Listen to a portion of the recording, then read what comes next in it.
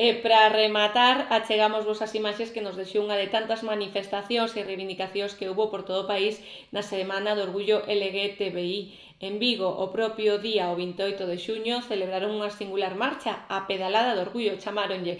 Este ano pola COVID, a Asociación pola Loita dos Dereitos das Mulleres Lesbianas, Bisexuais e Transexuais de Vigo e Pontevedra, nos mesmas, organizou esta bicicletada para asegurarse o distanciamento e para din levar o orgullo máis aló do centro da cidade, utilizando a bici como un medio de transporte viable e sostible para Vigo, unha defensa da diversidade en rodas con música e alegría que levaron.